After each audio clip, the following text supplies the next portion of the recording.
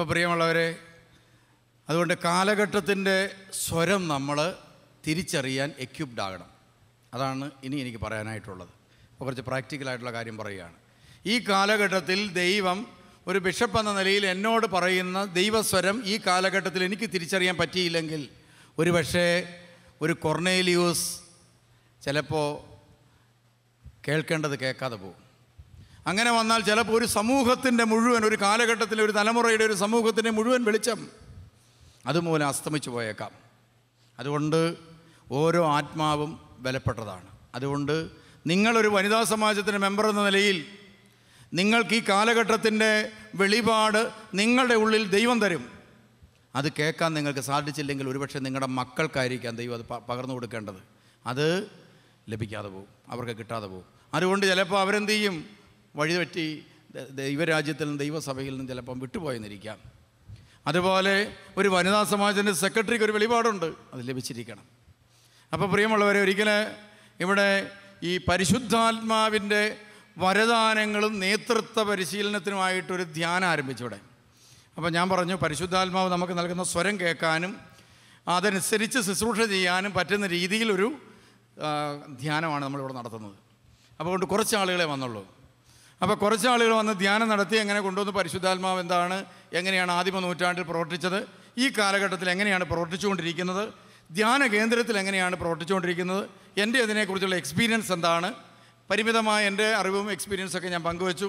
അതിനുശേഷം പരിശുദ്ധാത്മാവിൻ്റെ വരദാനങ്ങളെക്കുറിച്ച് പറഞ്ഞുകൊണ്ടിരുന്നപ്പോൾ ഞാൻ പറഞ്ഞു, നിങ്ങൾക്ക് ഈ പരിശുദ്ധാത്മാവിൻ്റെ വരങ്ങളും ദാനങ്ങളൊക്കെ ഇപ്പോൾ വേണമെന്ന് ആഗ്രഹിക്കുന്നൊരു കൈപോക്കും. പലരും കൈപോക്കി, പലരും ചാടി എഴുന്നേറ്റ്. ഒരു പയ്യൻ എഴുന്നേറ്റ് എന്ന് എന്നോട് ചോദിച്ചു. അപ്പോൾ തിരുമേനി നമുക്ക് ഈ രോഗികളെ എഴുന്നേൽപ്പിച്ച് നടത്താനായിട്ട്, തളർവാദ രോഗിയെ എഴുന്നേൽപ്പിച്ച് നടത്താനായിട്ടുള്ള വരവില്ലെന്ന് ചോദിച്ചു. ഞാൻ പറഞ്ഞുണ്ട്. ഞാൻ ചോദിച്ചു, നിനക്ക് വേണോ? ഞാൻ പറഞ്ഞു, എനിക്ക് അങ്ങനെ ഒരു വരം കിട്ടിയാൽ നല്ലതായിരുന്നു, എനിക്ക് താല്പര്യമുണ്ട്.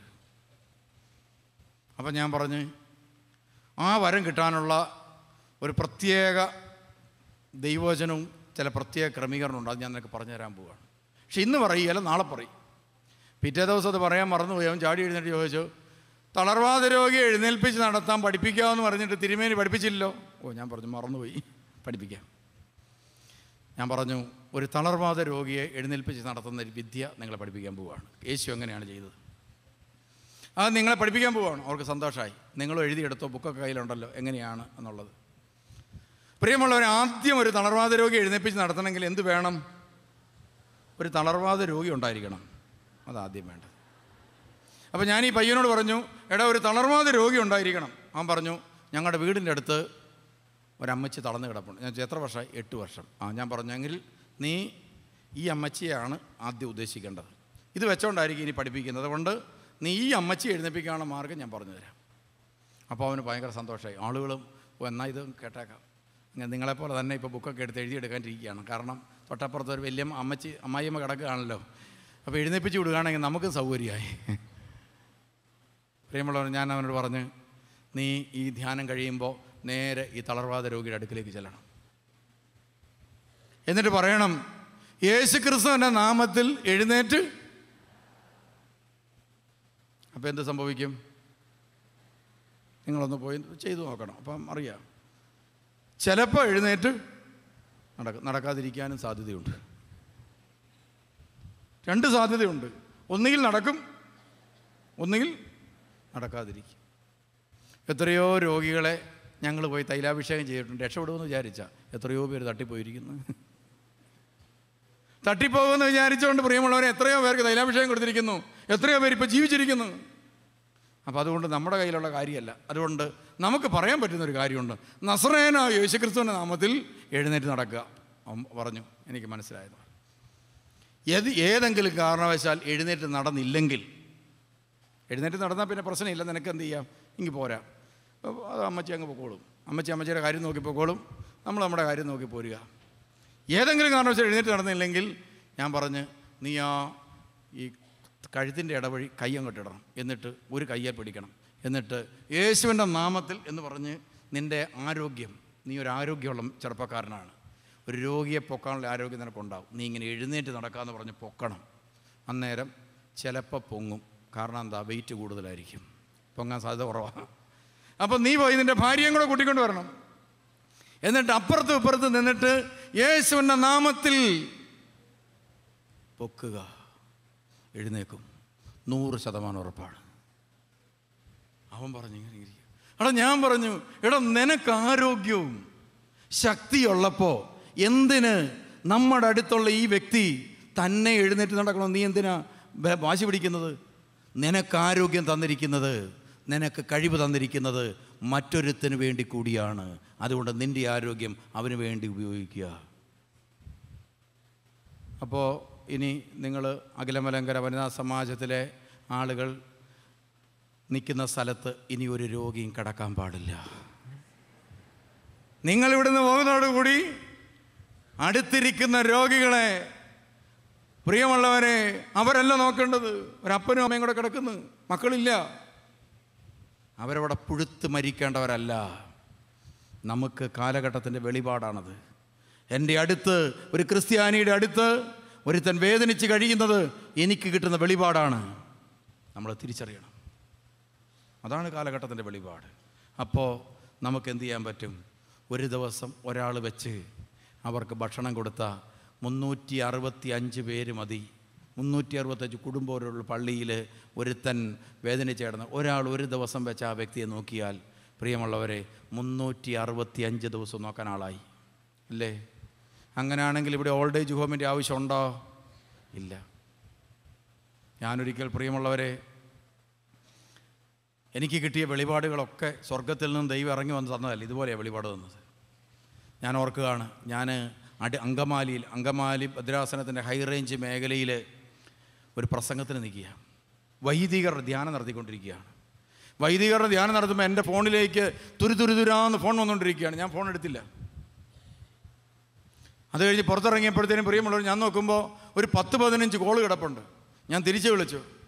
ഉടനെ ഒരാൾ ആ ഫോണിൽ ഇവിടുന്ന് തൂത്തുട്ടിന്ന് വിളിക്കുക, തിരുമേനി, കഴിഞ്ഞ ദിവസം തിരുമേനി ഒരു വീട്ടിൽ വന്നില്ലേ? ശരിയാ, ഞാനൊരു വീട്ടിൽ പോയി, കണിയാൻ്റെ വീട്ടിൽ. ആ കണിയാൻ്റെ വീട്ടിൽ, പ്രിയമുള്ളവരെ, തള്ള 90 വയസ്സ്, മകൻ മാനസിക രോഗി, എഴുന്നേക്കാൻ മേലാത്ത ആൾ കിടക്കുക. പ്രിയമുള്ളവരെ, ഞാൻ പറഞ്ഞ്, ഈ ആൾക്കാരെ ഭക്ഷണം കൊടുക്കുന്നത്, അടുക്കളയില്ല, മേകളില്ല, അടുക്കളയ്ക്ക് മേൽക്കൂരയില്ല, നിലത്ത് കിടക്കുക. ഒരു പ്ലാസ്റ്റിക് പടുത ഇട്ടിട്ട് അതിന് കീഴിൽ ഈ തള്ള ഇരിക്കുന്നു. കട്ടിലിൻ്റെ സൈഡ്, ഒറ്റ കട്ടിലേ ഉള്ളൂ, അതിൽ ഇരിക്കുന്നു. മൊത്തം കാട് പിടിച്ച് കിടക്കുക, വീടിനകം മുഴുവൻ. നിങ്ങൾക്ക് ചിന്തിക്കാൻ പറ്റും എത്ര ദയനീയമാണ്. അതിനകത്ത് ഈ ചെറുപ്പക്കാരൻ അവിടെ കിടക്കുക. അപ്പം ഞാൻ പറഞ്ഞു, ഈ ചെറുപ്പക്കാരനെ നമുക്ക് എത്രയും പെട്ടെന്ന് ഇവിടുന്ന് കൊണ്ടുപോകണം. എങ്ങോട്ട് കൊണ്ടുപോകാൻ? തൂത്തുട്ടി ചാപ്പലിലോട്ട് കൊണ്ടുവരാൻ പറ്റുമോ? എവിടെയാണ് കിടത്തുന്നത്? ഇവിടെ ഒന്നും കിടത്താൻ ഇടയില്ല. അപ്പം ഞാൻ പറഞ്ഞു, മെഡിക്കൽ കോളേജ് വാർഡിനടുത്ത് അവിടെ അടുത്ത് ഒരു സ്ഥലമുണ്ട്, അവിടെ കൊണ്ട് കിടത്താൻ പറഞ്ഞു. ഞാൻ പറഞ്ഞതുകൊണ്ട് ആ സിസ്റ്റർമാർ ഈ ആളെ അവിടെ എടുത്ത്. പക്ഷെ അവിടുത്തെ പ്രത്യേകത, ക്യാൻസർ രോഗികളെ എടുക്കത്തുള്ളൂ, പ്രിയമുള്ളവരെ, എന്ന് മാത്രമല്ല, മാനസിക രോഗികൾ എടുക്കുകയില്ല. 2 ദിവസം കഴിഞ്ഞപ്പം ആ സിസ്റ്റർമാരെ ഇയാൾ ചീത്തയും തെറിയെല്ലാം വിളിച്ചു കഴിഞ്ഞപ്പോഴത്തേനും അവർ പറഞ്ഞ്, ഇങ്ങനെ ഞങ്ങൾക്ക് നോക്കാൻ പറ്റത്തില്ല. അങ്ങനെ നമ്മുടെ ആളുകൾ ഈ പുള്ളിക്കാരനെ അവിടുന്ന് ചുമന്നുകൊണ്ട് വേറൊരു സ്ഥലത്തേക്ക് പോവുക. നമ്മുടെ പെലിക്കൻ സെൻറ്ററിലേക്കാണ് കൊണ്ടുപോയത്. പെലിക്കൻ സെൻറ്ററിൽ മാനസിക രോഗി എടുക്കും, കിടപ്പ് രോഗി എടുക്കുകയില്ല. അപ്പോൾ അവിടെ എടുക്കാതെ വന്നു കഴിഞ്ഞപ്പോൾ അവിടെ നോക്കാൻ ആളില്ല. അപ്പോൾ വഴി കിടക്കുക. എത്ര മണിക്കൂറാണ്? 3 മണിക്കൂർ. 3 മണിക്കൂർ ഒരു രോഗിയുമായിട്ട് ഇവിടുത്തെ ശുശ്രൂഷകർ വഴിയിൽ കിടന്നപ്പോൾ അവർ വിളിച്ച കോളാണ് 10-15 കോള്. അപ്പം ഞാൻ ചോദിച്ചു, ഇപ്പോൾ എവിടെയാ? ഇപ്പം ഞങ്ങൾ ആംബുലൻസ് വഴിയിലിട്ട് രോഗിയായിട്ട് വഴി കിടക്കുക. ഞാൻ ആ അടിമാലി അരമനയുടെ മുറ്റത്തേക്ക് കുറച്ച് നേരം ഇറങ്ങി നടന്ന് മുമ്പോട്ട് പോയി. അവിടെ ഒത്തിരി നല്ല മനോഹരമായ കാഴ്ച കാണാവുന്നൊരു സ്ഥലമാണ്. അപ്പോൾ ഞാൻ അങ്ങോട്ട് നടന്നങ്ങ് പോയി. ഞാൻ ആ തിട്ടയുടെ അവിടെ പോയി ഇങ്ങനെ ആകാശത്തോട്ട് നോക്കി നിന്ന് സത്യത്തിൽ എൻ്റെ ചങ്കിടിക്കാൻ തുടങ്ങി. ഒരു രോഗി നമ്മുടെ കയ്യിൽ കിടക്കുന്നു, ആശ്രയമില്ലാത്ത ഒരാൾ. ഞാൻ ഓർത്ത്, ഈ മനുഷ്യന് ഒരാശ്രയം കൊടുക്കാൻ പറ്റാത്ത ദുർബലമായ ഒരു കൈയുമായിട്ട് ഒരു ബിഷപ്പ്. ഞാൻ പിന്നെ അധികം സംസാരിച്ചില്ല. ഞാൻ വർത്താനമൊക്കെ പറയാതെ മൂഡ് ഓഫ് ആയപ്പോൾ അപ്പുറം തിരുമേനി ചോദിച്ചു, എന്നെ തിരുമേനി വർത്താനവും തമാശയൊക്കെ പറയുന്നതാണല്ലോ, ഒരു മൂഡ് ഓഫ് എന്നാ? ഞാൻ പറഞ്ഞു, ഒരു ശാരീരികമായിട്ടൊരു സുഖമില്ല, ഞാൻ പോകാമെന്ന് പറഞ്ഞു. അങ്ങനെ പെട്ടെന്ന് തന്നെ വണ്ടിയെ കയറി ഞാൻ തിരിച്ചു പോന്നു. പോരുന്ന വഴിയിലെല്ലാം ഞാനിങ്ങനെ ആലോചിച്ചു, ദൈവമേ, ഏതെങ്കിലും സ്ഥലത്ത് ആരുമില്ലാതെ പോയാൽ കിടക്കാൻ അവർക്കൊരിടം കൊടുക്കാൻ ഒരു സ്ഥലം ഉണ്ടാകണം. അങ്ങനെ ആ കാലഘട്ടത്തിൻ്റെ വെളിപാടിന് ഉണ്ടായതാണ് പ്രിയമുള്ളവരെ നമ്മുടെ മുകളിൽ കാണുന്ന പാലിയേറ്റീവ് സെൻറ്റർ. അവിടെ ഒരു 10-15 പേര് കിടപ്പുണ്ട്. ഒരു മനുഷ്യൻ ഞാൻ ഓർക്കുകയാണ് പ്രിയമുള്ളവർ, അതിനകത്ത് ഒരു മനുഷ്യനെ മാത്രം ഞാൻ പരിചയപ്പെടുത്താൻ നിങ്ങൾക്ക്, ഒറ്റ മനുഷ്യൻ നിങ്ങൾ കണ്ടിരിക്കണം. അയാളുടെ പേര് രാമകൃഷ്ണൻ എന്നാണ്. പ്രിയമുള്ളവർ, അയാൾ ചെന്നൈക്കാരനാണ്. ചെന്നൈയിലാണ് അയാൾ ജീവിച്ചത്. അയാൾ കല്യാണം കഴിച്ച ഒരു ചെല്ലമ്മ എന്നാണ് പേര്, ചെല്ലമ്മ. അപ്പോൾ ചെല്ലമ്മയ്ക്കൊരു പ്രത്യേകതയുള്ളത്, ചെന്നമ്മ പണ്ട് കാലത്ത് പള്ളിയിൽ പോയി, ടൂർ പോയപ്പോൾ എക്സ്കർഷന് പോയപ്പോൾ ഒരു പള്ളിയിൽ കയറി മുട്ടുകുത്തി എന്ന് പ്രാർത്ഥിച്ചപ്പോൾ പെട്ടെന്ന് ആരാണ്ട് വിളിക്കുന്നത് കേട്ട്, മോളെ എന്ന് ചെല്ലമ്മേ. നമ്മൾ കേട്ടിട്ടുണ്ട്, ഇവിടെ പള്ളി വന്നപ്പോൾ ആരെങ്കിലും വിളിച്ചോ മോളെ എന്ന്? ആരും വിളിച്ചില്ല അല്ലേ? വിളിക്കുമെന്നാണ് പ്രതീക്ഷിച്ചത്. വല്യമ്മച്ചിമാർ വരെ അച്ഛന്മാരെ നോക്കും, മോളെ എന്നാണ് വിളിക്കുന്നത്. അപ്പോൾ എന്തായാലും എന്താണ് മോളേന്ന് വിളിക്കുന്ന ഒച്ച കേട്ട് ഈ ആള്, ഈ പെണ്ണ് അവിടെ ഇരുന്ന് അങ്ങ് പ്രാർത്ഥിച്ച് കരഞ്ഞുകൊണ്ട് പ്രാർത്ഥിക്കുക. ടൂറുകാർ പോയി, ഈ കുട്ടി മിസ്സായെന്ന് കണ്ടുകൊണ്ട് തിരിച്ചു വന്നു. അപ്പോൾ അവൾ പള്ളിയിൽ നിന്നുകൊണ്ട് കണ്ണുനീരോടെ പ്രാർത്ഥിക്കുക. അങ്ങനെ അവളെ വണ്ടിയെ കയറ്റി കൊണ്ടുപോയി. അന്ന് അവളൊരു തീരുമാനമെടുത്തു, ഒരു കന്യാസ്ത്രീയാകാൻ. ഒരു ഹിന്ദു പെൺകുട്ടി ചെല്ലമ്മ കന്യാസ്ത്രീയാകാൻ തീരുമാനിച്ചു. പ്രിയമുള്ളവരെ, അപ്പം മരിച്ചു പോയി കഴിഞ്ഞപ്പോൾ ഈ പെൺകുട്ടിയെ, ചെല്ലമ്മ എന്ന് പറയുന്ന പെണ്ണിനെ, പ്രിയമുള്ളവരെ, ആങ്ങളമാരെല്ലാം കൂടെ കൂടി ബലമായിട്ട് കല്യാണം കഴിപ്പിച്ചു. രാമകൃഷ്ണൻ എന്ന് പറയുന്ന മനുഷ്യന് കല്യാണം കഴിച്ച് വീട്ടിൽ ചെന്ന ഉടനെ ഭാര്യ ചെല്ലമ്മ ഭർത്താവിനോട് പറഞ്ഞു, രാമകൃഷ്ണ, ഞാൻ എൻ്റെ ജീവിതത്തിൽ ദൈവത്തിന് വേണ്ടി എടുത്തൊരു തീരുമാനമാണ്, ദൈവത്തിന് മണവാട്ടിയായി തീരാനായിട്ടുള്ള തീരുമാനം, കന്യകയായി ജീവിക്കാനാണ് ഞാൻ തീരുമാനിച്ചിരിക്കുന്നത്. പ്രിയമുള്ളവരെ, അന്ന് രാമകൃഷ്ണൻ ചെല്ലമ്മയുടെ മുറിക്കകത്ത് കയറിയില്ലെന്നാണ് രാമകൃഷ്ണൻ സാക്ഷ്യപ്പെടുത്തുന്നത്. 3 ദിവസം രാമകൃഷ്ണൻ മുറിക്കകത്ത് കയറിയില്ല, പുറത്ത് വേറെ മുറി കിടന്നു. എന്നിട്ട് 3-ാം ദിവസം ചെന്നൈയിലെ ഒരു മഠത്തിലേക്ക് കയറി ചെന്നു. എന്നിട്ട് പറഞ്ഞു, ഒരു പെൺകുട്ടിക്ക് മഠത്തിൽ ചേർന്നാൽ കൊള്ളാമെന്ന് ആഗ്രഹമുണ്ട്, അതിൻ്റെ മാനദണ്ഡം എന്താ? എന്നിട്ട് പറഞ്ഞു, അതിന് ഗാർഡിയൻ ആയിട്ട് ആരെങ്കിലും ഒപ്പിട്ട് കൊടുക്കണം, പേരൻസ് ആരെങ്കിലും ഒപ്പിട്ട് കൊടുക്കണം. അന്നേരം പറഞ്ഞു, പേരൻസ് ഇല്ല, എന്നാൽ ഉത്തരവാദിത്തപ്പെട്ട ആരെങ്കിലും ഒപ്പിട്ട് കൊടുക്കണം. ആരാ ഉള്ളത്? ഉടനെ പറഞ്ഞു, ഭർത്താവുണ്ട്. അവർ സുപ്പീരിയറെല്ലാം കൂടെ പൊട്ടിച്ചിരിച്ച്. ഉടനെ സുപ്പീരിയർ പറഞ്ഞു, സാരമില്ല, ചിരിക്കണ്ട. എന്നിട്ട് പറഞ്ഞു, കല്യാണം കഴിച്ചവർക്ക് കന്യാസ്ത്രീയാകാൻ പറ്റത്തില്ല. ഉടനെ പറഞ്ഞു, ഞാൻ തൊട്ടിട്ടില്ല, അവളുടെ ദേഹത്തോട്ട് പോലും ഞാൻ തൊട്ടിട്ടില്ല. കാരണം ദൈവത്തിൻ്റെ കന്യകയാകാനായിട്ടിരിക്കുന്ന ഒരു പെണ്ണിനെ ഞാനായിട്ട്, ഓർക്കണം, ഹൈന്ദവൻ്റെ ദർശനം, ദൈവത്തിന് വേണ്ടി വെച്ചിരിക്കുന്നത് ഞാൻ കയറി തൊടാൻ മേലെന്ന്. അത് തെറ്റായിരിക്കാം, ശരിയായിരിക്കാം പ്രിയമുള്ളവരെ, അയാളുടെ അറിവില്ലായ്മയായിരിക്കാം, എന്നാൽ അയാളുടെ ഉൾക്കാഴ്ച വലുത്. അത് കഴിഞ്ഞ് പിന്നെ പ്രിയമുള്ളവർ, എന്തായാലും അവർ രണ്ടുപേരോട് ജീവിച്ചു. 3 വർഷം കഴിഞ്ഞ് ആണ് അവർക്ക് കുട്ടികളുണ്ടായത്. അവരെന്താ ചെയ്തെന്നറിയാവോ? അവർക്ക് കിട്ടിയ കാലഘട്ടത്തിൻ്റെ വെളിപാട് ക്രിസ്ത്യാനികളായിട്ടുള്ള ആളുകൾ പറഞ്ഞു കൊടുത്തടാ, കുടുംബജീവിതം നയിച്ചാലും വിശുദ്ധരായി ജീവിക്കാൻ പറ്റും. എന്ത് ചെയ്യുന്നറിയാവോ?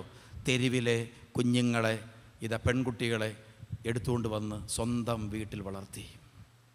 അനേകം കുഞ്ഞുങ്ങളെ സ്വന്തം ജീവിതകാലം മുഴുവൻ അധ്വാനിച്ച പണം കൊണ്ട് 1 സെൻറ്റ് ഭൂമി പോലും മേടിക്കാതെ പ്രിയമുള്ളവരെ, തെരുവിൽ കഴിയുന്ന പെൺകുട്ടികളെ വീട്ടിൽ കൊണ്ടുവന്ന് വളർത്തി കെട്ടിച്ചു വിടുന്ന ഒരു വലിയ അപ്പനായി തീർന്നു ഈ മനുഷ്യൻ. അതിനുശേഷം എല്ലാവരെയും കെട്ടിച്ചു വിട്ട്, അയാൾക്കുണ്ടായ മകളെയും കെട്ടിച്ചു വിട്ടു. അതിനുശേഷം ചെല്ലമ്മയോട് രാമകൃഷ്ണൻ ഒരു ചോദ്യം ചോദിച്ചു, ചെല്ലമ്മേ, ഇനി മകളെയും കെട്ടിച്ചു വിട്ട് നമ്മൾ ഒറ്റയ്ക്കേ ഉള്ളൂ, നമുക്ക് വേണ്ടേ ഒരു 3 സെൻറ്റ് സ്ഥലം, ഒരു വീടും? ഉടനെ ചെല്ലമ്മ പറഞ്ഞു, മനുഷ്യ, ദൈവം നമ്മളെ ഭൂമിയിലേക്ക് അയച്ചപ്പോൾ വല്ലതും കൊണ്ടുവന്നോ? പോകാൻ നേരത്ത് വല്ലതും കൊണ്ടുപോകാൻ പറ്റുമോ? അങ്ങനെ 3 സെൻറ്റ് ഭൂമി പോലും മേടിക്കാത്ത ആ കുടുംബം അവസാനം ചെല്ലമ്മ ക്യാൻസർ രോഗം വന്ന് മരിച്ചു. രാമകൃഷ്ണൻ ഒറ്റയ്ക്കായി. രാമകൃഷ്ണൻ ക്യാൻസർ രോഗിയായി എഴുന്നേക്കാൻ മേലാതെ നവജീവൻ ട്രസ്റ്റിൽ വന്ന് വീണ് 90-100 കിലോയുള്ള മനുഷ്യൻ. അയാളെ അതിനുശേഷം PU തോമസ് സാറ് ഈ തൂത്തുട്ടി ചാപ്പലിന് സമ്മാനിച്ച്. അങ്ങനെ വന്ന മനുഷ്യനാണ് രാമകൃഷ്ണൻ. ഓർക്കണം, രാമകൃഷ്ണൻ എന്ന സാധാരണ ഒരു ഹൈന്ദവന് ദൈവം കൊടുത്ത കാലഘട്ടത്തിൻ്റെ വെളിപാട് ഉൾക്കൊണ്ട ആ മനുഷ്യൻ ഇവിടെ വന്ന് ജീവിക്കുമ്പോൾ കാണാൻ വന്ന എത്ര പേരാണെന്നറിയോ? പ്രിയമുള്ളവരെ, ഒരു 5-8 പെണ്ണുങ്ങളും അവരുടെ പിള്ളേരും അടക്കം ഒരു വലിയ സമൂഹമാണ് രാമകൃഷ്ണനെ കാണാൻ വന്നത്. ഓർക്കണം, ക്രിസ്ത്യാനിയായി മാമോദീസ വെള്ളം തലേ വീഴാത്തവന് കാലഘട്ടത്തിൻ്റെ വെളിപാട് ഉൾക്കൊള്ളാൻ പറ്റി. അതുകൊണ്ട് ഇവർക്ക് ചുറ്റും ഭക്ഷണം കഴിക്കാനും അതുപോലെ വേശ്യാവൃത്തിയിലേക്ക് പോകേണ്ട കുട്ടികളായിരിക്കാം, അവരൊക്കെ മാന്യമായി ജീവിക്കാനിടയായി തീർന്നു. നമ്മളൊക്കെ ഈ നാട്ടിൽ ജീവിക്കാൻ തുടങ്ങിയിട്ട് കാലം എത്രയായി? നമ്മുടെ നാട്ടിൽ എന്തുമാത്രം മനുഷ്യർ നമുക്കതൊക്കെ ദൗത്യമുണ്ട് പ്രിയമുള്ളവരെ. അതുകൊണ്ട് നമ്മൾ ഈ ദൈവകൃപയിൽ ഞാൻ ആശ്രയിച്ച് അത് കൊള്ളാം, പക്ഷേ അതുകൊണ്ട് അവസാനിക്കരുത്. അതിനപ്പുറത്തുള്ള ചില ഫലങ്ങൾ പുറപ്പെടുവിക്കാൻ ദൈവം നമ്മളെ ഓരോരുത്തരെയും വിളിക്കുകയാണ്. അപ്പം നിങ്ങൾ ദൈവസ്വരം കേൾക്കേണ്ട ഒരു മേഖലയാണ് നിങ്ങളുടെ ചുറ്റുപാടുമുള്ള ബലഹീനനെ തിരിച്ചറിഞ്ഞ് അവനെ കൈപിടിച്ചുയർത്തുക.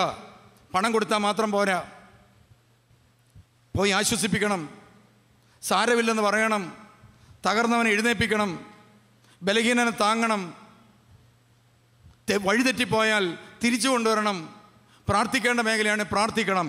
ഒരു ദൗത്യം അതാണ് ഞാൻ പറഞ്ഞു വരുന്നത്. ഒരു ദൗത്യം അതാണ്. ഇനി രണ്ടാമത് പ്രിയമുള്ളവരെ, നിങ്ങളുടെ കയ്യിൽ കിട്ടിയിരിക്കുന്ന കുഞ്ഞുങ്ങൾ, ആ കുഞ്ഞുങ്ങളെ സൺഡേ സ്കൂൾ ആയിക്കൊള്ളട്ടെ, നിങ്ങളുടെ സ്വന്തം കുഞ്ഞുങ്ങളായിക്കൊള്ളട്ടെ, നിങ്ങളുടെ പള്ളിയിലുള്ള കുഞ്ഞുങ്ങളായിക്കൊള്ളട്ടെ, സ്വന്തം കുഞ്ഞുങ്ങളായി കാണണം. കാരണം ദൈവം അവരെ സൃഷ്ടിച്ച് നമ്മൾ ജീവിക്കുന്ന ലോകത്ത്, നമ്മൾ ജീവിക്കുന്ന നാട്ടിൽ തന്നതാണ്. അതുകൊണ്ട് അവർക്ക് വേണ്ടി നമ്മൾ പ്രാർത്ഥിക്കണം. പ്രിയമുള്ളവരെ, ഞാനിങ്ങനെ സൺഡേ സ്കൂൾ മേഖലയിലൊക്കെ പലരെയും കണ്ട് പല കാര്യങ്ങളും പറഞ്ഞു, ആരും ഒന്നും ഇങ്ങോട്ടും കേൾക്കുന്നില്ല. അവസാനം ഞാൻ തന്നെ ഒരു സൺഡേ സ്കൂൾ തുടങ്ങി. പ്രിയമുള്ളവരെ, ഞാൻ സൺഡേ സ്കൂൾ പഠിപ്പിച്ച അധ്യാപകരോട് പറഞ്ഞിട്ടുണ്ട്, നിങ്ങൾ ഈ കുഞ്ഞുങ്ങളെ വിശ്വാസത്തിൽ വ്യതിചലിച്ച് ഇങ്ങോട്ട് തിരിച്ച് ലോകത്തിന് കൊടുക്കരുത്. അതുകൊണ്ട് സൺഡേ സ്കൂൾ അധ്യാപകർ 1 മണിക്കൂർ നേരം പ്രാർത്ഥിക്കാതെ പഠിപ്പിക്കാൻ കയറാൻ പാടില്ല. ഇവിടുത്തെ സൺഡേ സ്കൂൾ അധ്യാപകർ പ്രിയമുള്ളവരെ 1 മണിയാകുമ്പോൾ കൃത്യം ദേവാലയത്തിൽ വരും. 2 മണി വരെ പ്രാർത്ഥിക്കാത്ത ഒരു അധ്യാപകരും പഠിപ്പിക്കാൻ കയറാൻ പാടില്ലെന്നാണ് നിർദ്ദേശിച്ചിരിക്കുന്നത്. കൃത്യമായിട്ട് അവർ പാലിക്കുന്നുണ്ട്. ഇതുകൊണ്ടുള്ള നേട്ടം എന്താണെന്നറിയോ പ്രിയമുള്ളവരെ? അതിനുശേഷം സൺഡേ സ്കൂൾ കഴിഞ്ഞാൽ 4 മണിക്ക് ശേഷം അധ്യാപകർ കൂടിയിരുന്ന് തങ്ങൾ പഠിപ്പിച്ച കുഞ്ഞുങ്ങൾക്ക് വേണ്ടി അരമണിക്കൂർ ഒന്നിച്ചുകൂടി പ്രാർത്ഥിക്കാതെ പുറത്തു പോകാൻ പാടില്ല. ഇത് ഈ സൺഡേ സ്കൂളിൻ്റെ നിയമമാണ്. എന്ത് സംഭവിച്ചെന്നറിയാവോ? ലേണിംഗ് ഡിസബിലിറ്റി ഉണ്ടായിരുന്ന കുഞ്ഞുങ്ങൾ പോലും, പഠന വൈകല്യങ്ങളുണ്ടായിരുന്ന കുഞ്ഞുങ്ങൾ പോലും പ്രിയമുള്ളവരെ, സ്കൂളിൽ നിന്നും അതുപോലെ സൈക്കോളജിസ്റ്റിൽ നിന്നും സർട്ടിഫിക്കറ്റ് കിട്ടി. ഈ കുട്ടികളിൽ നിന്ന് പഠന വൈകല്യം നീങ്ങിപ്പോയിരിക്കുന്നു. ഇവർക്കിപ്പോൾ കുഴപ്പങ്ങളില്ല. ഒരു സൺഡേ സ്കൂൾ സൗഖ്യ ശുശ്രൂഷയുടെ ഭാഗമാണ്. മനസ്സിലാവുന്നുണ്ടല്ലോ? അപ്പോൾ അടുത്ത ഒരു ദൗത്യം ഞാൻ നിങ്ങളെ ഏൽപ്പിക്കുകയാണ്. നിങ്ങളുടെ കയ്യിൽ കിട്ടുന്ന കുഞ്ഞുങ്ങളെ ഉറപ്പായിട്ട് സൺഡേ സ്കൂൾ പഠിപ്പിക്കണം. പോരാ, നമ്മൾ ദൈവത്തിൻ്റെ വചനങ്ങൾ പഠിപ്പിക്കണം. ഇനി അടുത്തത് പ്രിയമുള്ളവരെ, ഞാൻ ഈ അടുത്ത കാലത്ത് നമ്മുടെ ബിനോയ് അച്ഛൻ്റെ പിള്ളേരൊക്കെ സ്കൂളിലൊക്കെ പോകാൻ തുടങ്ങി. 7 പിള്ളേരുണ്ട് അദ്ദേഹത്തിന്. അപ്പോൾ ഓരോ മൂത്ത പാർട്ടികളൊക്കെ പോകാൻ തുടങ്ങിയപ്പോഴാണ് പ്രിയമുള്ളവരെ, ഒരു ദിവസം അച്ഛൻ എന്നോട് വന്ന് പറഞ്ഞ്, ഒരു കുഴപ്പമില്ലായിരുന്നു, പ്രൈസലോടും ഹാലേലുവായും ഒക്കെ പറഞ്ഞ് കാര്യം പള്ളിമുറ്റത്ത് ഈ കിഴുക്കും ഇതൊക്കെ ഉണ്ടെന്ന് പറഞ്ഞാൽ ഈ പള്ളിമുറ്റത്ത് മാത്രം കിടന്ന് വളർന്ന പിള്ളേരേത്. ഞാൻ എവിടെയെല്ലാം മിക്കവാറും ധ്യാന സ്ഥലത്തെല്ലാം വിനിയോഗിച്ചിട്ടുണ്ട്. അപ്പോൾ ഈ അമ്മായി പിള്ളേരെയായിട്ട് ഇങ്ങ് പോന്നേക്കും. മൊബൈൽ പോലെ അവരുടെ ജീവിതം, മൊബൈൽ ഫാമിലിയാണ്, അങ്ങനെ ജീവിക്കുകയാണ്. പക്ഷേ സ്കൂളിൽ പോയിട്ട് തിരിച്ചു വരാൻ തുടങ്ങിയപ്പോൾ പ്രിയമുള്ളവരെ, കുറേ ബാഡ് വേർഡ്സൊക്കെ അറിയാതെ പിള്ളേരുടെ നാക്കിൽ നിന്ന് വരുന്നു. അച്ഛനോട് പറഞ്ഞ്, അച്ഛൻ 2-3 അടിയൊക്കെ കൊടുത്ത് കാണും എന്തായാലും, അതെന്നോട് പറഞ്ഞില്ല. അപ്പോൾ ഞാനിരുന്ന് ആലോചിച്ചു എന്താ ചെയ്യുക. അപ്പോൾ പ്രാർത്ഥിച്ചപ്പം എനിക്ക് മനസ്സിലായ ഒരു കാര്യമാണ്, കുഞ്ഞുങ്ങൾ ഭാഷ പഠിച്ച് ഒരു ഭാഷ, നമുക്കൊരു ഇംഗ്ലീഷൊക്കെ IELTS ഒക്കെ പഠിക്കാൻ പെൺപിള്ളേരെ വിട്ടിട്ട് എന്തുകൊണ്ടാണ് പഠിക്കാൻ പറ്റാത്തത്? ഭാഷ തലയ്ക്കകത്ത് കയറുന്നത് കൊച്ചു പ്രായത്തിലാണ്. അപ്പോൾ വളരെ നന്നേ കൊച്ചു പ്രായത്തിൽ ഭാഷ തലയ്ക്കകത്ത് കയറുന്നത് കൊണ്ട് പ്രിയമുള്ളവരെ, ഈ ഭാഷ അകത്ത് കയറുന്ന സമയത്ത് തന്നെ നല്ല വാക്കുകൾ ഉള്ളിൽ കയറണം. അതുകൊണ്ട് നമ്മൾ അടുത്തൊരു സംഭവം ആരംഭിച്ചതാണ് വചനഗ്രാമം. ഞാനിത് പരിചയപ്പെടുത്തുന്നത് നിങ്ങൾക്കും പോയി ചെയ്യാൻ വേണ്ടിയിട്ടാണ്. നമുക്ക് ആദ്യം കിട്ടിയത് 15 കുഞ്ഞുങ്ങളെയാണ്. ഈ 15 കുഞ്ഞുങ്ങളെ ഇരുത്തി നമ്മുടെ ഈ ജോസ്, റിജി ഇവർ 24 മണിക്കൂർ കർത്താവിൻ്റെ ശുശ്രൂഷകരാണ്, എൻ്റെ കൂടെ എപ്പോഴും ഉണ്ട്. അപ്പോൾ ഇവരുടെ ഒരു ആശയമായിരുന്നത്, പ്രിയമുള്ളവരെ, അവർക്ക് കുട്ടികളില്ലാത്ത ആ കുടുംബത്തിന് ദൈവം കൊടുത്ത കാലഘട്ടത്തിൻ്റെ വെളിപാടാണ് മറ്റു കുഞ്ഞുങ്ങളെ വിളിച്ചുകൊണ്ട് വരിക, എന്നിട്ട് എന്ത് ചെയ്യുക? അവർക്ക് ദൈവവചനം കൊടുക്കുക. 2.5 വയസ്സ് തൊട്ട് 3.5 വയസ്സുള്ള കുഞ്ഞുങ്ങളെ 1 വർഷത്തിന് ശേഷം ഈ സ്റ്റേജിലേക്ക് നിരത്തി നിർത്തി. ഇതുപോലെ തന്നെ ഡിസംബർ 31-ാം തീയതി വൈകുന്നേരം ആളുകൾ കൂടും. ഇവിടെ 1000, 1500, 2000 പേര് കൂടും. ആ വേദിയിലേക്ക് 2.5 വയസ്സുള്ള കുഞ്ഞ് എഴുന്നേറ്റ് നിന്ന് ഈ മൈക്ക് കയ്യിലെടുത്ത് അവനോട് പറഞ്ഞു, ദൈവവചനം പ്രസംഗിക്കുക. പ്രിയമുള്ളവരെ, വാതോരാതെ ദൈവവചനങ്ങൾ ഓരോന്നോരോന്നായിട്ട് പറയുന്നത് കണ്ട് ഇവിടെ ഇരുന്ന മുഴുവൻ ആളുകളും കരഞ്ഞുപോയി. പിള്ളേരുടെ നാക്കേന്ന് 2.5 വയസ്സുള്ള കൊച്ച് പടപടപടപടാന്ന് ദൈവത്തിൻ്റെ വചനം പറയുക. കാരണം അവൻ്റെ തലയ്ക്കകത്ത് ഏറ്റവും നല്ല സമയത്ത് ഏത് സാധനം കയറി? ദൈവവചനം കയറി. അപ്പോൾ എല്ലാവരും എ എന്ന് പറഞ്ഞാൽ ആപ്പിൾ, നമ്മൾ എ എന്ന് പറഞ്ഞാൽ ഏഞ്ചൽ, ബി എന്ന് പറഞ്ഞാൽ ബോൾ, നമുക്ക് ബി എന്ന് പറഞ്ഞാൽ ബൈബിൾ, സി എന്ന് പറഞ്ഞാൽ ക്യാറ്റ്, നമുക്കോ സി എന്ന് പറഞ്ഞാൽ ക്രൈസ്റ്റ്. നമ്മുടെ കുഞ്ഞുങ്ങളുടെ തലയ്ക്കകത്ത്, നമ്മുടെ കയ്യിൽ കിട്ടുന്ന കുഞ്ഞുങ്ങളുടെ തലയ്ക്കകത്ത് വേറെ തിന്മ കയറുന്നതിന് മുമ്പ് തന്നെ അവൻ്റെ ഉള്ളിൽ വിശ്വാസവും സഭാപാരമ്പര്യങ്ങളും നോമ്പുകളും ഉപവാസങ്ങളും പ്രാർത്ഥനകളും വിശുദ്ധ കുർബാനകളും കൂദാശകളും അവൻ്റെ നെഞ്ചിൽ കത്തിച്ചു വെക്കാനുള്ള വലിയ ധാർമ്മിക ഉത്തരവാദിത്വം ഈ മാതൃത്വത്തിനുണ്ടെന്ന് തിരിച്ചറിയണം. നിങ്ങളെല്ലാം പ്രസവിച്ചവരാണെങ്കിലും കല്യാണം കഴിക്കാത്തവരാണെങ്കിലും കഴിച്ചവരാണെങ്കിലും എല്ലാം മാതൃത്വത്തിൻ്റെ ഉടമകളാണ്, മാതൃത്വത്തിൻ്റെ ഉടമകളാണ്. അതുകൊണ്ട് നിങ്ങളുടെ കയ്യിൽ ഒരു കുഞ്ഞിനെ കിട്ടിയാൽ സഭ നിങ്ങളുടെ കയ്യിൽ ഏൽപ്പിക്കുന്ന കുഞ്ഞുങ്ങളെ മുഴുവനും നിങ്ങളുടെ ആധ്യാത്മിക ജീവിതത്തിൽ താരാട്ടുപാടി അവരെ നന്മ പഠിപ്പിക്കുവാനായിട്ടുള്ള, വിശ്വാസം പഠിപ്പിക്കാനുള്ള ഉത്തരവാദിത്വം നമുക്ക് ഉണ്ട്. അത് നമ്മൾ ഏറ്റെടുക്കണം. അപ്പോൾ ഞാനിപ്പോൾ എന്നൊക്കെ കാര്യമാണ് പറഞ്ഞത്? ഒന്നെന്നാ പറഞ്ഞത്? ഒന്ന്, സമൂഹത്തിലെ ബലഹീനനെ താങ്ങണം. രണ്ടാമത് എന്നാ പറഞ്ഞത്? ഈ കാലഘട്ടത്തിൻ്റെ വെളിപാട് ഉൾക്കൊള്ളണം. എന്താ? നിങ്ങളുടെ കയ്യിൽ കിട്ടുന്ന കുഞ്ഞുങ്ങളോട് അവരുടെ നെഞ്ചിൽ എന്ത് കൊടുക്കണം? ദൈവവചനവും ദൈവസ്വരവും കൊടുക്കാനുള്ള ധാർമ്മിക ഉത്തരവാദിത്വം നിങ്ങൾക്ക് ഉണ്ട്. 3, നിങ്ങൾ ഇതാ ദൈവം സ്ഥാപിച്ച ഒരു കുടുംബമാണ്. അതുകൊണ്ട് നിങ്ങളുടെ ഭവനം ദൈവഭവനമായി, ദൈവം നിങ്ങളെ ഈ വിവാഹ വേദിയിൽ നിന്ന് ദൈവത്തെ കൈപ്പിടിച്ചുകൊണ്ടാണ് നിങ്ങൾ പോയത്. ഒരു പുരുഷനും സ്ത്രീയും തമ്മിലുള്ള ബന്ധമല്ല വിവാഹം, പുരുഷനും ദൈവവും ഒരു സ്ത്രീയും ചേർന്നുള്ള ബന്ധമാണ് കുടുംബം. അതുകൊണ്ട് ഈ വേദിയിൽ നിന്ന് ദൈവത്തിൻ്റെ കൈ പിടിച്ചുകൊണ്ടാണ് നിങ്ങൾ ഇവിടുന്ന് പോയത്. 2 പേര് തമ്മിൽ കൈ പിടിച്ചു, 3ാമത്തെ കൈ ദൈവത്തിൻ്റെ കൈയായിരുന്നു, അല്ലേ? ഒരച്ഛൻ പിടിപ്പിച്ചു, 3ാമതൊരു കൈ, അല്ലേ? 2 കൈ പിടിച്ചിട്ടല്ലേ ഇങ്ങനെ ചേർത്തത്. അപ്പോൾ തൃത്വം വാസിക്കാൻ പറ്റുന്ന ഒരാലയമാണ്. നിങ്ങളുടെ ഭവനത്തിൽ നിന്ന് ദൈവം നഷ്ടപ്പെടുന്ന പ്രവർത്തികൾ ചെയ്യാതിരിക്കുക. ഇനി 4ാമത്തെ ഒരു കാര്യം കൂടെ ഞാൻ പറയട്ടെ. പ്രിയമുള്ളവരെ, പഠിപ്പിക്കുന്നതിനേക്കാളും ഉപദേശിക്കുന്നതിനേക്കാളും കേൾക്കുന്നതിനേക്കാളും നല്ലത് കാണിച്ചു കൊടുക്കുന്നതാണ്. ഞാനൊരിക്കൽ കുട്ടികൾക്ക് വേണ്ടി ക്ലാസ് എടുക്കാൻ പോയി. ഞാൻ പിള്ളേരോട് പറഞ്ഞു, മക്കളെ, ഞാനിപ്പോൾ തിരുമേനി മൂക്കെ കൈ തൊടുന്ന സമയത്ത് നിങ്ങളെല്ലാവരും 1 2 3 എന്ന് പറയുമ്പം നിങ്ങളെല്ലാവരും ഞാൻ ചെയ്യുന്ന പോലെ മൂക്കെ തൊടണമെന്ന് പറഞ്ഞു. എഴുന്നേറ്റ് നിന്നു. ഞാൻ പറഞ്ഞു, റെഡി 1 2 3. ഞാൻ ഇങ്ങനെ വെച്ചു ചുണ്ടായാൽ. പിള്ളേരിങ്ങനെ കൈകൊണ്ട് വന്നിട്ട് ഇങ്ങനെ നോക്കി, എന്നെ നോക്കി, എന്നിട്ട് മൂക്കെ വെച്ചവർ വരെ എന്ത് ചെയ്തു? കുറച്ചു നേരം കഴിഞ്ഞപ്പോൾ ഇങ്ങനെ നിൽക്കുക. ഞാൻ പേരൻസിനോട് പറഞ്ഞു, പേരൻസ് എഴുന്നേക്കാൻ പറഞ്ഞു, ഇങ്ങോട്ട് നിരന്നിക്കാൻ പറഞ്ഞു. പേരൻസ് നിരന്നു. ഞാൻ ചോദിച്ചു, നിങ്ങളുടെ പിള്ളേരോട് ഞാൻ മൂക്കെ കൈവെക്കാനാണോ പറഞ്ഞത്, വായ കൈവെക്കാനാണോ? ഉടനെ അവർ പറഞ്ഞു മൂക്കെ കൈവെക്കാൻ. ഇപ്പം നിങ്ങളുടെ പിള്ളേർ എവിടെയാണ് വെച്ചിരിക്കുന്നത്? വായയിൽ. ഞാൻ ചോദിച്ചാൽ എന്താ? ഞാൻ വ്യക്തമായിട്ട് മൈക്കിൽ കൂടെ പറഞ്ഞതാ, ഞാൻ മൂക്കെ കൈവെക്കുമ്പം നിങ്ങളും മൂക്കെ കൈവെക്കണമെന്നാണ് പറഞ്ഞത്. വെച്ചത് എവിടെയാ? വായൽ. കാരണം എന്താ? ഞാൻ കൈവച്ചത് വായയിലായിപ്പോയി. ഇതുപോലെ എടാ പ്രാർത്ഥിക്കടാ, എന്നിട്ട് നമ്മൾ എന്ത് ചെയ്തുകൊണ്ടിരിക്കുക? TV കണ്ടുകൊണ്ടിരിക്കുക. എടാ പഠിക്കടാ, പഠിക്കുന്നതിന് എന്തെങ്കിലും സഹായം നമ്മൾ ചെയ്തു കൊടുക്കുന്നുള്ളൂ. എന്നിട്ട് നമ്മൾ എന്ത് ചെയ്യാണ്? ഫോൺ എടുത്തേച്ച് വനിതാ സമാജത്തിൻ്റെ സെക്രട്ടറിയെ മാറ്റുമല്ലേ, അടുത്ത പ്രാവശ്യം മാറ്റുമല്ലേ, അച്ഛനോട് പറഞ്ഞിട്ടുണ്ടോ? നമ്മൾ ഈ കുശുമ്പ് മുഴുവൻ പറയുന്ന സമയത്ത് ഈ കുഞ്ഞുങ്ങൾ കേട്ടോണ്ടിരിക്കുക. നമ്മൾ അച്ഛൻ്റെ കുറ്റം പറയുന്ന സമയത്ത് കൊച്ചു കേട്ടോണ്ടിരിക്കുക. അതുകൊണ്ട് വീട്ടിൽ വിശ്വാസം കാത്തു സൂക്ഷിക്കണോ? വീട്ടിൽ പ്രിയമുള്ളവരെ, നമ്മുടെ പൊളിറ്റിക്സ് ഒന്നും നമ്മൾ പറയാതിരിക്കുക. പിന്നെ അവർ കാണുന്നതല്ലേ അവർ ചെയ്യുന്നത്. കാര്യം വെള്ളവസ്ത്രമൊക്കെ ധരിച്ചാണ് നമ്മൾ പള്ളി വന്നിരിക്കുന്നത്, അത് നല്ലതാണ്. പക്ഷേ ഈ മാന്യത പള്ളി മാത്രം പോരാ. ഈ മാന്യത അഖിലമലങ്കര വനിതാ സമാജത്തിന് ദേശീയ ക്യാമ്പിൽ പോരാ. നിങ്ങൾ വഴിയിലിറങ്ങി നിൽക്കുമ്പോഴുണ്ടാകണം. മാന്യമായ വസ്ത്രം ധരിക്കുകയും മാന്യമായ വസ്ത്രം ധരിക്കാൻ നമ്മുടെ കുഞ്ഞുങ്ങളെ പഠിപ്പിക്കുകയും ചെയ്യണം. പ്രിയമുള്ളവർ, ഇന്ന് അത് പറയാനായിട്ട് കുഞ്ഞുങ്ങളുടെ മുഖത്ത് നോക്കിയത് പറയാൻ പറ്റുകയില്ല. പോസ്കോ നിയമമൊക്കെ ഉണ്ട്. അതുകൊണ്ട് ഞങ്ങളാരും ഇനി പറയുമെന്ന് നിങ്ങൾ വിചാരിക്കണ്ട. നിങ്ങളുടെ കുഞ്ഞുങ്ങൾ മാന്യമായ വേഷം ധരിച്ചു പോയില്ലെങ്കിൽ പ്രിയമുള്ളവരെ, അവർ പാപത്തിൽ വീഴുകയും അവരെ പാപത്തിൽ വീഴിക്കുകയും ചെയ്യാൻ ഒത്തിരി കണ്ണുകളുണ്ട്. അതുകൊണ്ട് മാന്യമായ വസ്ത്രധാരണം നടത്താനും സമൂഹത്തിലെ സാക്ഷ്യമുള്ള ജീവിതം നയിക്കാനും പ്രിയമുള്ളവരെ നമ്മളെ കൊണ്ടാവണം. നമ്മളും അതുപോലെ ആയിരിക്കണം.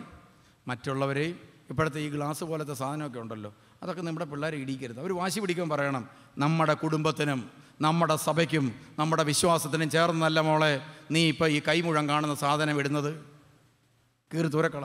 എൻ്റെ കൂടെ ഉണ്ടായിരുന്നൊരു പെണ്ണ്, അവൾ ഒരിക്കൽ ഒരു ധ്യാനത്തിന് ഇങ്ങനത്തെ ഗ്ലാസ് പോലത്തെ ഒരു സാധനം ഇട്ടുണ്ടോ. ഞാൻ പറഞ്ഞു, നീ ഇങ്ങ് വരാൻ പറഞ്ഞു, നീ ഇത് ഊരിയിട്ട് ഇനിയും എൻ്റെ മുമ്പിൽ വന്നാൽ മതി എന്ന് പറഞ്ഞു.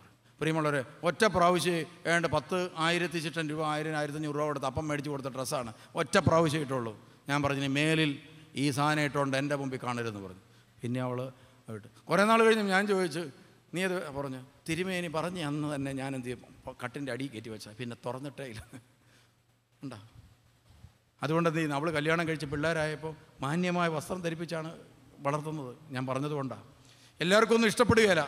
മാന്യമായ വസ്ത്രം ധരിച്ച് മാന്യമായി നടക്കുന്ന ഒരാളോട് ആരും മാന്യത വിട്ട് സംസാരിക്കത്തില്ല, മാന്യത വിട്ട് പെരുമാറുകയില്ല.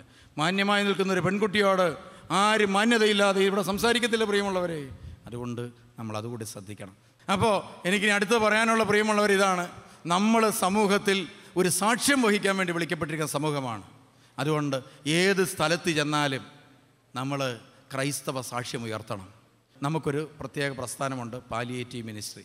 നിങ്ങൾക്ക് തോന്നുക, ദൈവമേ ഈ രോഗികൾക്ക് വല്ലതും കൊടുക്കണമെന്ന് തോന്നുകയാണെങ്കിൽ നിങ്ങളുടെ ബർത്ത്ഡേ, വിവാഹ വാർഷികം ഒക്കെ വരുമ്പോൾ നിങ്ങളൊരു ബസ്സിൽ കയറി ഇവിടെ വരിക, ഇവിടെ വെച്ച് ആഘോഷിക്കുക. ഒരു 10,000, 2,000, 3,000 രൂപ കൊടുത്ത് ഒരു നേരത്തെ ഭക്ഷണം കൊടുക്കുക. 1,000 രൂപ കൊടുത്താൽ മതി. നിങ്ങളൊരു നേരത്തെ ഭക്ഷണം എപ്പോഴെങ്കിലും തോന്നുമ്പോൾ, ജീവിതത്തിൽ എപ്പോഴെങ്കിലും നന്മയുണ്ടാകുമ്പോൾ ഒരു നേരത്തെ ഭക്ഷണം നിങ്ങൾ വനിതാ സമാജക്കാർ ഓരോരുത്തരും അവിടെ ആ ഭക്ഷണം ആ രോഗികൾക്ക് കൊടുക്കാൻ തയ്യാറാകണം. ഞാൻ എനിക്ക് കിട്ടുമ്പോൾ ഒക്കെ കൊടുക്കുന്നുണ്ട്. എന്നാലും നിങ്ങളൊക്കെ അവർക്ക് ഒരു നേരത്തെ ഭക്ഷണം ഇവിടെ കൊടുക്കണമെന്നില്ല.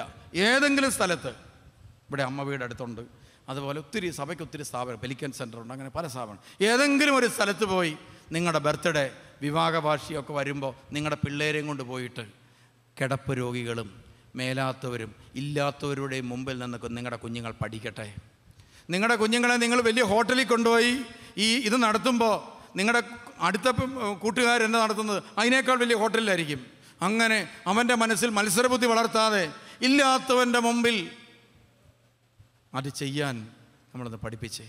സ്വീഡനിലെ സിറിയൻ ക്രിസ്ത്യൻസ് ഒരിക്കൽ പ്രിയമുള്ളവരെ, അവർ ഇന്ത്യയിലേക്ക് വരുന്നതിന് മുമ്പ് ആ തീരുമാനം എടുത്തെന്നറിയോ, പിള്ളേരെ കൊണ്ട് കേക്ക് ഉണ്ടാക്കി വിതരണം ചെയ്യിച്ച് അതിന് കിട്ടിയ പണം സമ്പാദിച്ചു. അതിനുശേഷം ഇതാ ബാനറുകൾ സ്വന്തം ദേഹത്തൊട്ടിച്ചുകൊണ്ട് ഇതാ കടൽ തീരത്തിലും തെരുവിലും നടന്നു. അന്ന് അവർക്ക് കിട്ടിയ 10 ലക്ഷത്തിലധികം രൂപ ആയുമായിട്ട് അവർ ആ സ്വീഡൻ ഗ്രൂപ്പ് നാട്ടി വന്നു. എന്നിട്ട് എന്ത് ചെയ്യുന്നറിയോ, വീടായ വീട് മുഴുവൻ കയറിയിറങ്ങി പാവപ്പെട്ട കുഞ്ഞുങ്ങൾക്ക് പ്രിയമുള്ളവരെ സാധനങ്ങൾ കൊടുക്കാൻ, ലാപ്ടോപ്പ് മേടിച്ചു കൊടുക്കാൻ, ഇല്ലാത്ത കുഞ്ഞുങ്ങൾക്ക് ഫീസ് കൊടുക്കാൻ ഈ നാട്ടിൽ, നമ്മുടെ ഈ നാട്ടിൽ ഇവിടെ വന്ന് വീടാന്തരം കയറി ഏകദേശം 8 ലക്ഷം രൂപ അവർ കൊടുത്തു. എന്നിട്ട് അവരതിൻ്റെ കഥ പറഞ്ഞു, ഉണ്ടാക്കിയതിൻ്റെ കഥ പറഞ്ഞ്, ഞങ്ങൾ കേക്ക് ഉണ്ടാക്കി സ്കൂളിൽ കൊണ്ട് കൊടുത്തു, ടീച്ചർമാരത് മേടിച്ചു പീസായിട്ട്, ആ വില ഞങ്ങൾക്ക് കിട്ടി.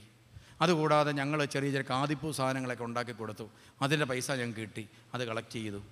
അതിനുശേഷം ഞങ്ങൾ തെരുവിലൂടെ ദേഹത്ത് ഈ ബനിയനയിൽ ബാനർ ഒട്ടിച്ചു. എന്നിട്ട് പറയും, പാവങ്ങളെ സഹായിക്കുക എന്ന് പറഞ്ഞുകൊണ്ട് തെരുവിൽ കൂടെ നടന്നു. എന്നാലോചിച്ച് എത്ര അഭിമാനക്കുറവുള്ള കാര്യമാണ്. എന്നിട്ട് കയ്യിൽ കിട്ടിയ പൈസ ഞങ്ങൾ കൊടുത്ത്. കണ്ടോ, നമുക്ക് നമ്മുടെ സഭയിൽ എന്തെല്ലാം വൻ കാര്യങ്ങൾ ചെയ്യാൻ സാധിക്കും. അതുകൊണ്ട് നിങ്ങളുടെ ദൗത്യത്തിൽ ഇതൊക്കെ ഉണ്ടായിരിക്കട്ടെ എന്ന് ഓർമ്മിപ്പിക്കുകയാണ്.